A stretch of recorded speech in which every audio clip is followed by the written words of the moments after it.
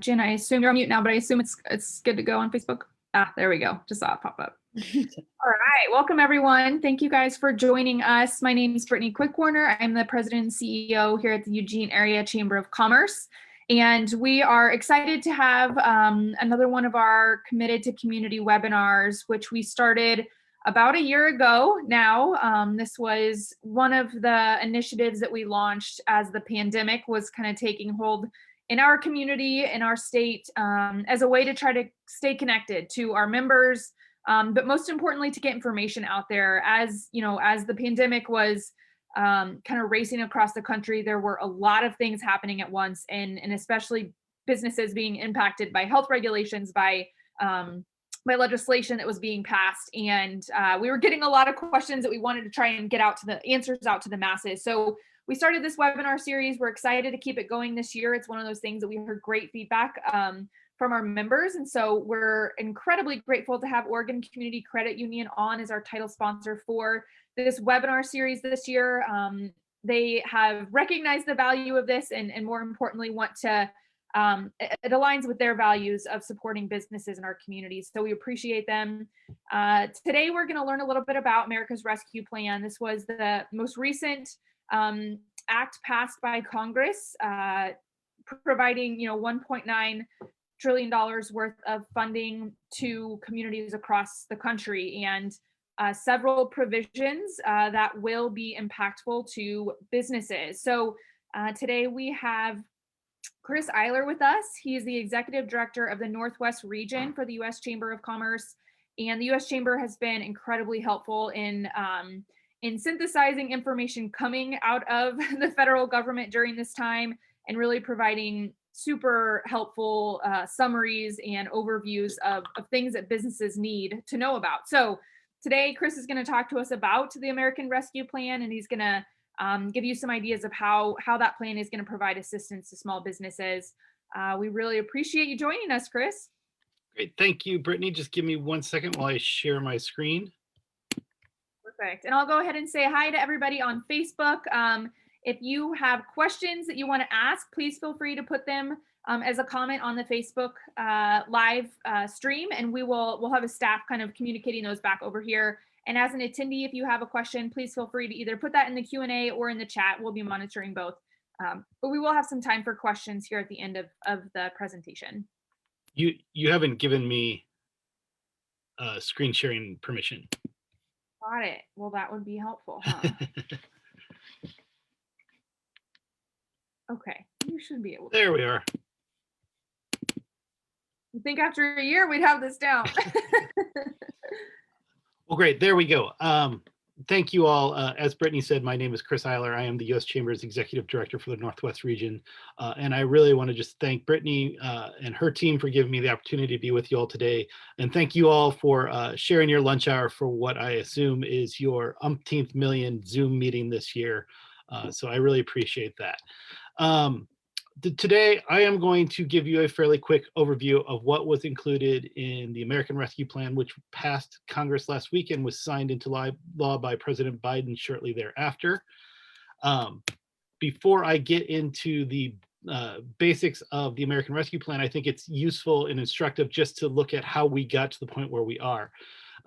Over the past year, since the onset of the pandemic, Congress has passed a number of very large legislative packages to keep the economy afloat and help as many businesses as possible keep their doors open and continue paying their employees.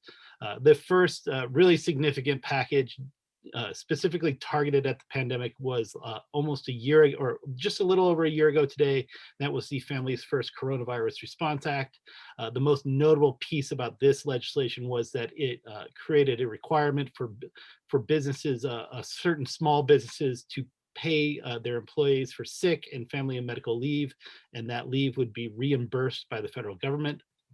The next significant package was the largest package, the $2.2 trillion CARES Act, among other things, in addition to creating extended and enhanced unemployment benefits for out-of-work Americans, direct payments to individuals.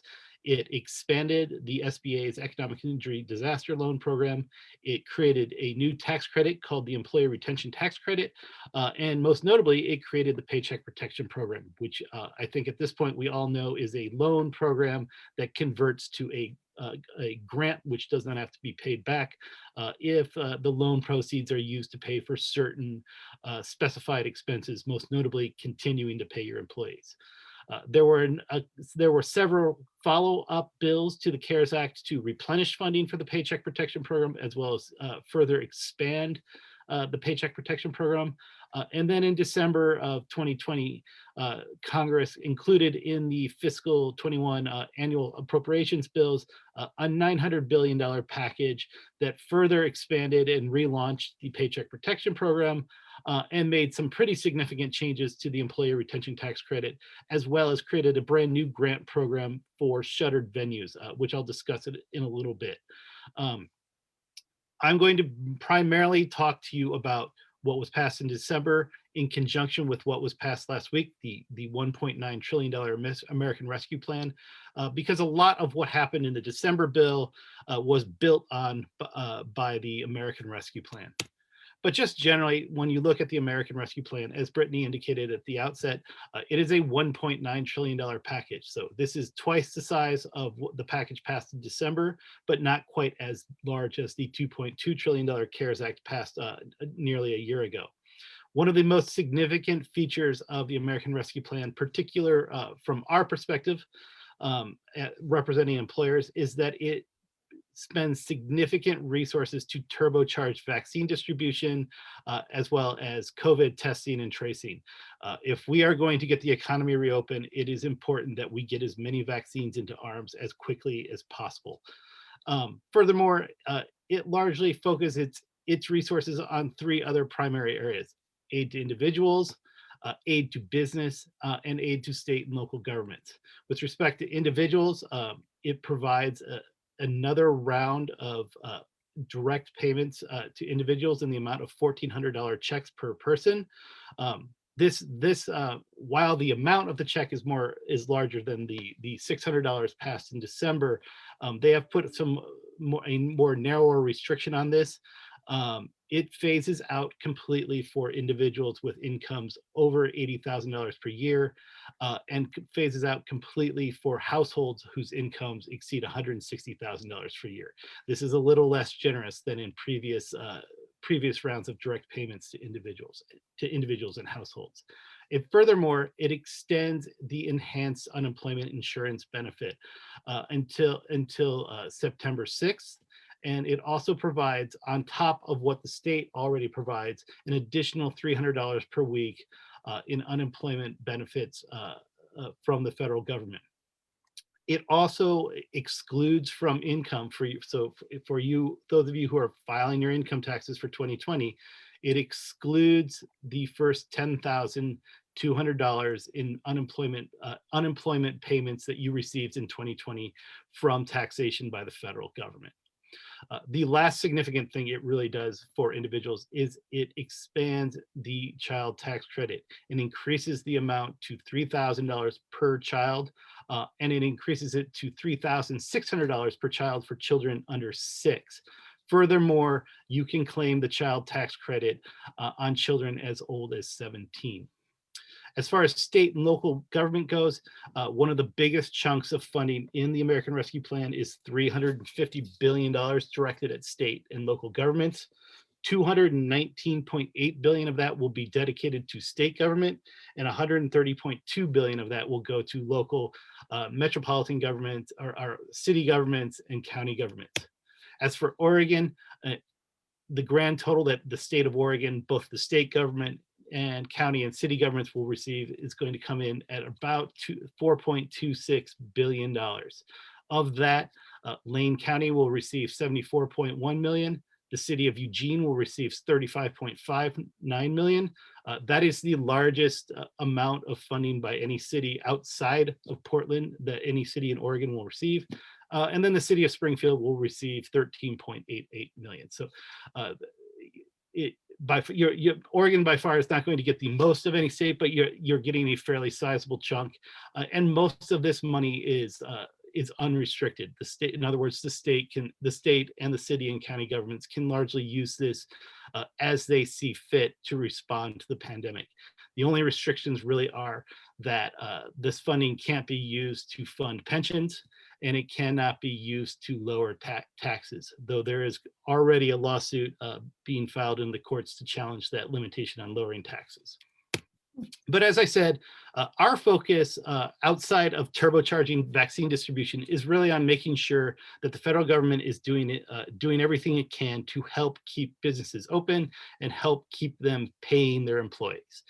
And it's largely done this through 4 significant programs: the Employee Retention Tax Credit, the Shuttered Venue Operator Grant, which was a grant program created in the bill passed in December, a brand new Restaurant Revitalization Fund, which was created by the American Rescue Plan, and of course the Paycheck Protection Program. So I'm going to go through each of these very quickly and explain what has changed in each of these programs under the American Rescue Plan, as well as the bill passed in December. So starting off with the Employee Retention Tax Credit. This is originally a tax credit created by the CARES Act. When it was originally created, it provided a tax credit of 50% on wages up to $10,000 per employee on an annual basis. In December, Congress made this a much more generous tax credit. They increased that 50% to 70% of wages up to $10,000 per employee. So think of it this way: this is an up to $7,000 per employee tax credit. Furthermore, when it was originally created, it was an annual tax credit. The bill in December made it a quarterly tax credit for the first 2 quarters of 2021. Furthermore, they lowered the eligibility threshold. So for employers to be eligible to claim this tax credit under the original CARES Act, you had to have experienced at least a 50% reduction in gross revenue. The December bill changed this to at least a 20% loss in receipts compared to the same quarter in the previous year. They also raised the employee cap. So businesses with 500 or fewer employees are now eligible to claim this tax credit, so long as they experienced at least a 20% drop in receipts. Lastly, they made it so that you could claim both the Employee Retention Tax Credit and also obtain a Paycheck Protection Program loan, so long as you're not claiming the Employee Retention Tax Credit on the same wages you use your PPP loan to pay. In other words, they don't want you double dipping. What the American Rescue Plan has done is preserved and maintained all of the changes made in December, and they've extended it to the end of 2021.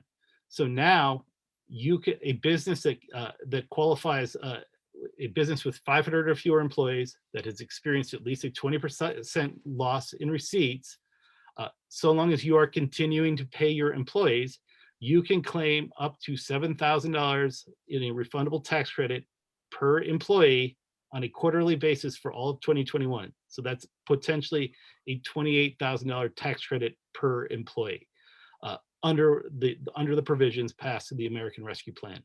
They've also expanded the Employee Retention Tax Credit to enable startup operations that were established after February 15th to begin claiming this retention tax credit. Hey, Chris, some clarity on that, because that's something that I think we're going to want to try to get the word out to businesses. This feels like a provision that has a really big financial impact.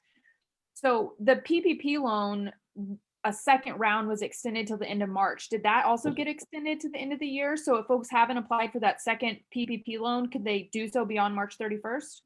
So that is something that we are working on right now. And I'm going to get to that, but just to answer your question, the one thing that this bill did not do is it did not extend the deadline or to apply for new PPP loans beyond March 31st.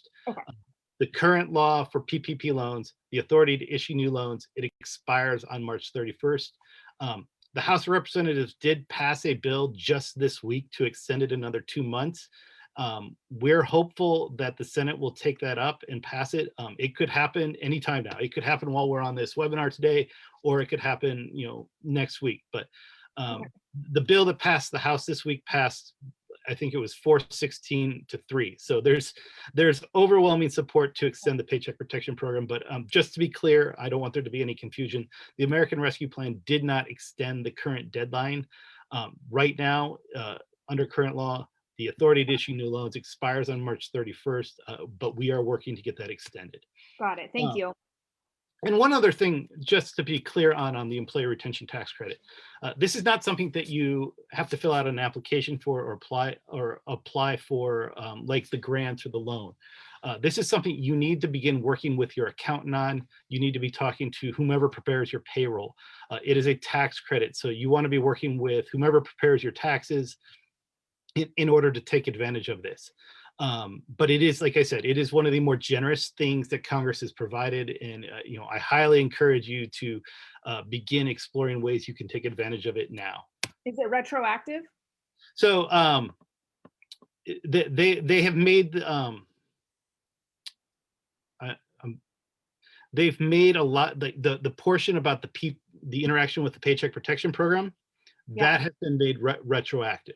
Okay. So if you had a PPP loan last year, you can now claim the employee retention tax credit on the wages you were also. So if you had a Paycheck Protection Program loan in June and July, and you were paying your employees with the PPP loan, but then you continued to pay those employees after the PPP loan funds were exhausted, you can now claim the employee retention tax credit on the wages you paid after your PPP loan expired in 2020.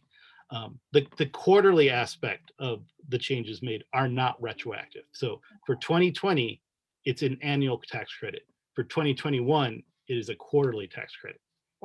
Does that make sense? Yeah, it does. Thank you. I know it's a little confusing. The next major piece that we saw come into existence in the December bill, and that Congress made some changes on in the American Rescue Plan, is the creation of the so-called Shuttered Venue Operators Grant.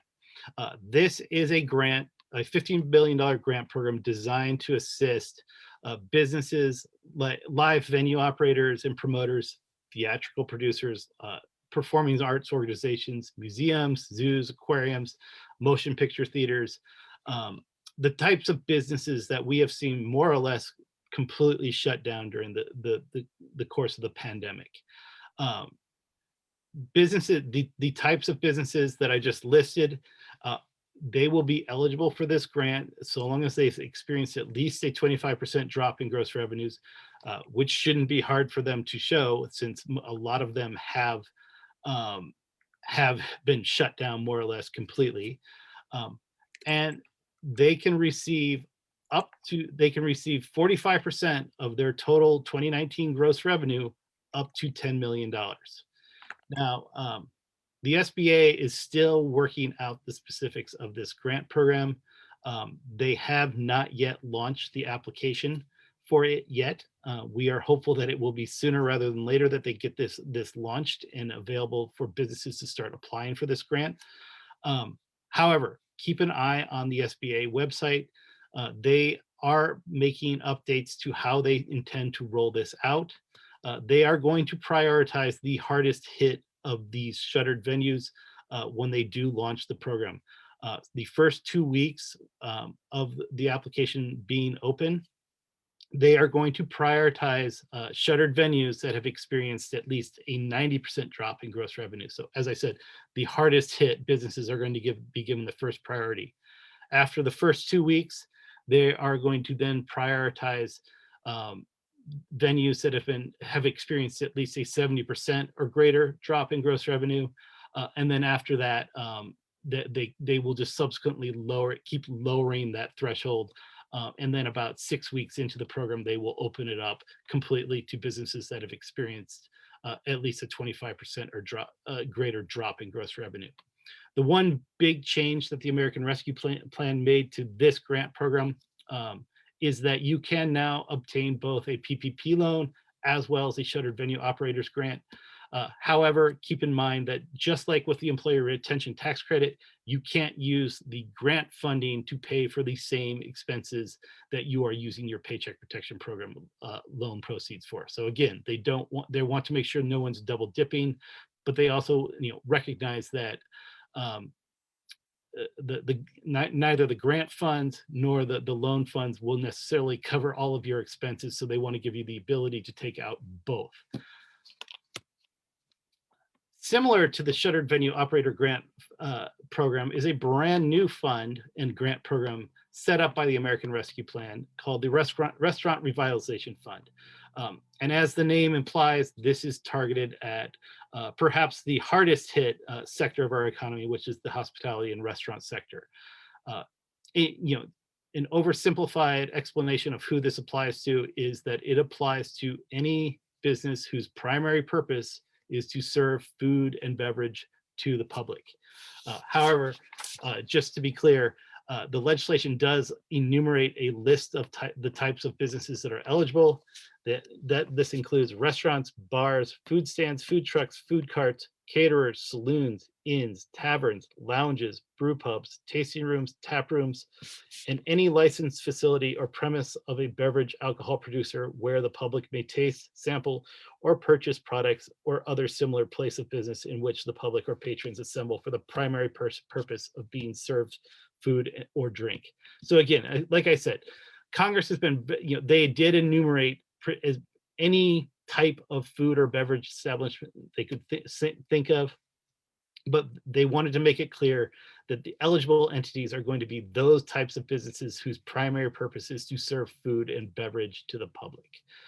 The grant will cover your pandemic related loss up to $10 million per establishment and $5 million per location. So you basically figure out the amount of the grant by subtracting your 2020 revenues from your 2019 revenues, and the difference is the amount you can receive in your grant up to $10 million per entity and $5 million per location.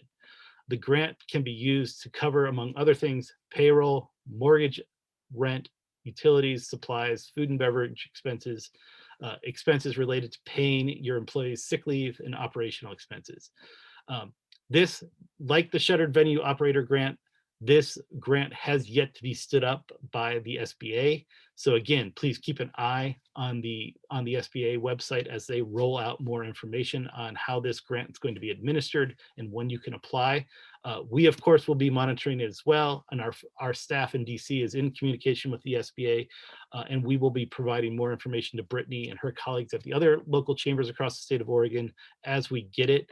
But this is going to be a very, very good opportunity for, like, as I said, some of our hardest hit businesses in the hospitality sector. The last program I want to check on is, of course, the Paycheck. I want to talk about is, of course, the Paycheck Protection Program. Again, this was created under the CARES Act. It is a loan program that you receive the loan through a private bank, not through the SBA. And so long as you use the proceeds of the Paycheck Protection loan for certain specified expenses, that loan converts to a grant. In December, Congress reopened the Paycheck Protection Program and extended it through the end of March. They also created a second draw program for particularly hard hit businesses who have exhausted their first Paycheck Protection Program loan. They created a more simplified loan forgiveness process that essentially presumes loans of $150,000 or less automatically forgiven. You still have to fill out some paperwork, but it's a much more simplified form.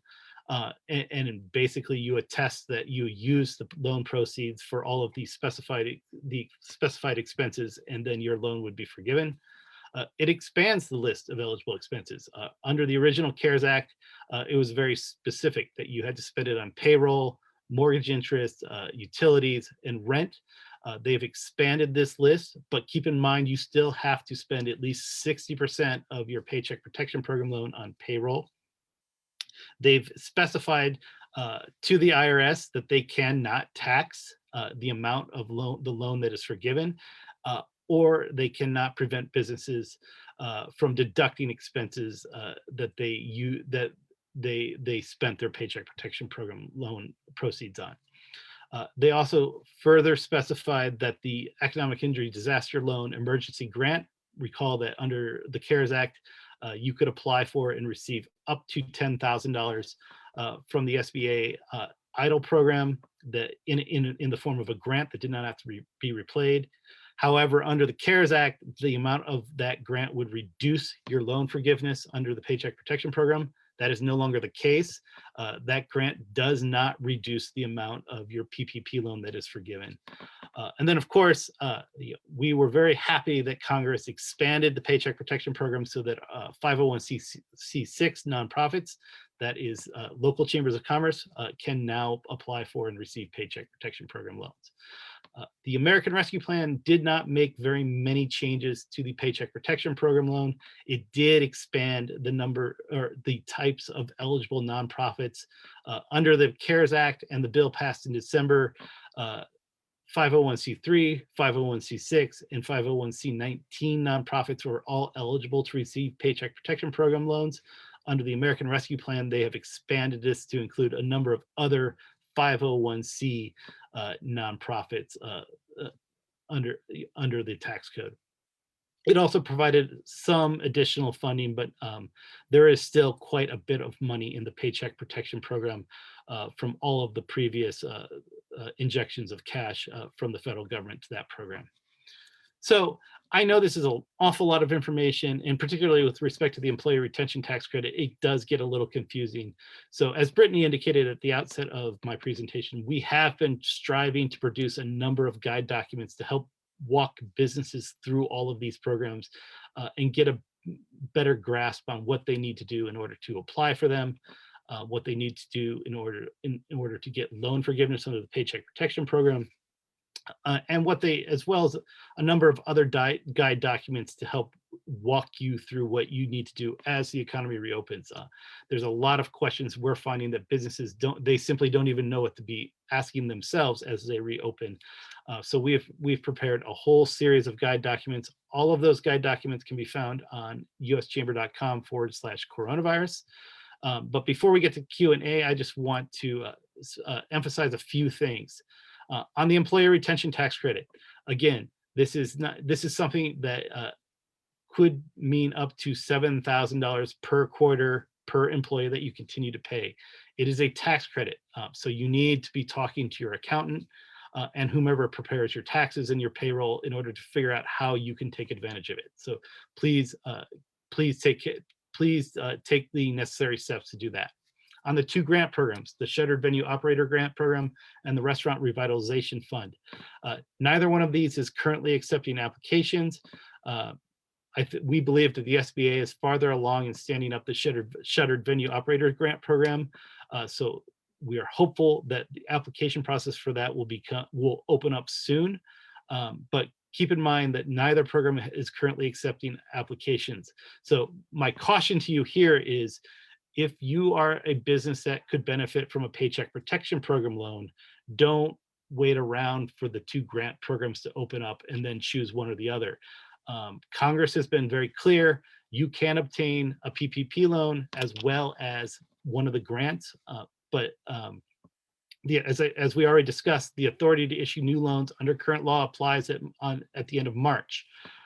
So we don't want you to miss out on the opportunity to get both a PPP loan and one of these grants because you are waiting around for the grant applications to open up. So if you have not yet obtained a PPP loan, or you have exhausted your first PPP loan and would qualify for a second draw, please talk to your bank as soon as possible so that you can get that application into the queue and get it approved as quickly as possible. And then just lastly, we are working to get that PPP loan deadline extended for an additional 2 months and perhaps longer, but we need Congress to act on that. Hopefully they will act on that within the next week, but there are no guarantees. So anything you all can do to weigh in with Senators Merkley and Wyden to encourage them to pass that legislation as quickly as possible would be definitely helpful. And with that, again, I just want to thank Brittany and her team at the Eugene Chamber, as well as all of her colleagues around the state at all of the other local chambers. This has been an extraordinarily difficult year for all of us, but we have had the success we have had in getting assistance from the federal government is a direct result of all of the input and help that I have gotten from Brittany and her colleagues. It really has helped guide our advocacy work in DC, and we can't thank you all enough for everything you've done to just guide us and let us know how we as the U.S. Chamber and can help you in our work back in Washington, DC. So thank you very much, and I'm happy to take any questions. Thank you, Chris. I really appreciate it. I appreciate just like the short and concise summaries of the things that I know are going to matter to businesses with this act. So super helpful. So a couple of questions that we have in the queue. What should venues or restaurants be doing right now to prepare to apply for some of those grants that you mentioned? Do we have an idea of what they're going to need in the application process yet? So, like I said, take a look at the SBA's website. They keep putting up new information on what they're going to require and how they're going to start prioritizing these grants once they start accepting applications. So, the best advice I can give on this is just start looking at the SBA's website. You really, just go to Google and search shuttered venue operator grant, and it takes you right. The first thing that's going to come up is the website they've set up at the SBA to put out information on this. Okay, that's great. I appreciate that. And we'll do a little bit of that digging and homework for you all as well. Nicole Desch is our business support manager here at the Chamber. She's still relatively new, but we're really glad to have her. And she's been doing a lot of this research for businesses, trying to identify specific funding and support mechanisms, and then reaching out individually to folks. So we'll do a little bit of digging around this and hopefully get more information if it's relevant to your business. Chris, someone asked if you could summarize the top 3 pieces of advice that you have for businesses right now, given where we're currently at in the pandemic and the legislation that was just passed. What would that be? Yeah, I think it's it's what I just said as I was wrapping things up. Start if you're for those of you who are paying your employees, even if they're not continuously working, talk to your accountant, talk to whomever's preparing your payroll, and start talking about how you can take advantage of the employee retention tax credit. That tax credit was set up specifically to provide direct assistance, basically provide direct assistance. It's a refundable tax credit to employers who continue to pay their employees, even if those employees aren't even really working. The goal here is to keep the employee attached to the employer, because when we get to the other side of this, it's going to be a lot easier for people to go back to work if they're still tied to their employer. Second, the Paycheck Protection Program loan. Again, if you have exhausted your first loan, or if you have not taken out a loan, go talk to your banker. There's still time to get a Paycheck Protection Program loan, both a first draw and a second draw. We hope that we will be extending that deadline, but there's no guarantees, like I said. So the sooner you act, the better. And then lastly, like I said, keep an eye on the SBA's website for updates on how they're going to roll out the Shuttered Venue Operator Grant Program and how they're going to roll out the Restaurant Revitalization Fund. We expect that those will get launched in fairly short order. But like I said, you don't want to miss out on the opportunity to take advantage of a Paycheck Protection Program loan because you were waiting around for those grant programs to launch. Congress has made it clear that you can obtain both a PPP and one of those grants. You cannot obtain both a restaurant revitalization grant and a shuttered venue operator grant. But otherwise, there is no restriction now on receiving both a PPP and one or the other of those grants. But right now, the PPP is the one thing that is available and you can apply for and receive. So one thing that we did learn in a webinar, it might have been actually a U.S. Chamber webinar, is that for the SBA grants for the venues and the restaurants, supposedly they're administering those through their system that requires a DUNS number and a SAM number in order to apply. So that is something, if you think you might be eligible for either of those grants, it's free to get those numbers from the federal government, but it might take some time to receive it. So we encourage you to go now to get your DUNS and SAM number. And Nicole, I'm wondering if you can put in the chat the link to go access or to go apply for those two numbers so we can give it to people. And we'll send it out after as well. But that is something that you could do in advance, is to just get those numbers ready so you're able to apply for those grants once they're out there. Yeah, and that's exactly right. And I thank you for reminding me of that. Yeah, thanks, Nicole. So Chris, I'm putting you on the spot a little bit on this one and kind of stepping up more to the 30,000 foot level. So you mentioned, the city of Eugene getting, $35 million or more in funding, as well as the county and the state. Do you, the U.S. Chamber, have you seen some effective ways that communities have decided to invest that money, programs, initiatives, things that they're doing, or do you have recommendations from the U.S. Chamber as to how communities can use that money most effectively to impact the local economy? I know I'm kind of putting you on the spot for that, and it's not always necessarily your wheelhouse, but I'm just curious because it's something right now we're exploring as our chamber. We're meeting with a local economist soon because he's got a lot of opinions about ways that we can actually truly impact the economy with those dollars. And hopefully as the chamber going to take an advocacy role in trying to make sure the city's spending those wisely. So this is something that we are discussing internally right now about whether we can and how can we help our local chamber partners guide their communities in spending this money. So we don't have any specific recommendations right now. Like I said, the funds are largely unrestricted. When Congress passed that similar aid in the CARES Act, it was pretty broad how states and communities used this funding. I know there was a lot of frustration in Oregon, and as well as up here in Washington State, where I'm based, about how the states were using those funds. But other states we saw, like Idaho and Alaska, for instance, both created grant programs to complement the PPP to help assist businesses that were not getting the kind of assistance they needed from the PPP. So, I mean, those are two examples of states that they took that money and they did something specifically with it to help businesses. But as I said, we don't have any recommendations at this point. Yeah, I think it would be helpful from a local chamber standpoint. I know that, and I guess question is, do those dollars have a time limit on when they need to be spent? Because that was one of the frustrations I think with this first round of funding was, hey, here's this bucket of money, but you have to spend it before December 31st, and not only just decide how to, but actually spend the dollars. And that was, I feel like it caused a lot of communities who didn't necessarily know what they were going to do with it to kind of spend it frivolously because they didn't want to lose it. My personal opinion, but I think it's one that businesses are worried about. Yeah, I would, to be honest with you, I'd have to go look at the legislative text to see if there is a deadline. It's off the top of my head, I don't know that. Okay. Thanks. I appreciate it. We can look into it, but just something that we're thinking about right now as a chamber. Is there anybody else who has any questions? Folks who are logged on at this point?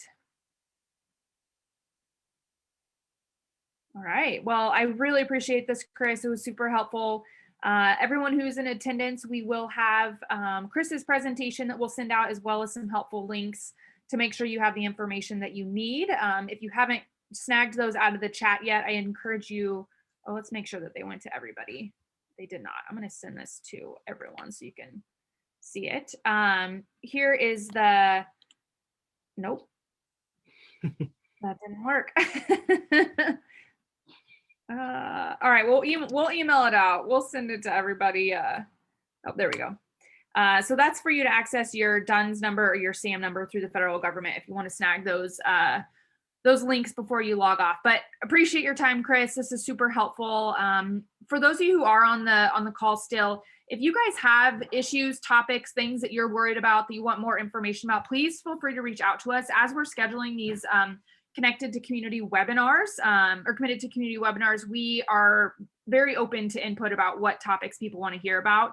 We are working to have a presentation on some of the legal implications of returning to work in the virus and the vaccine, and how employers can and should be handling those conversations with their staff, and have several more to come. So appreciate your all's time, and hope to see you at one of these again.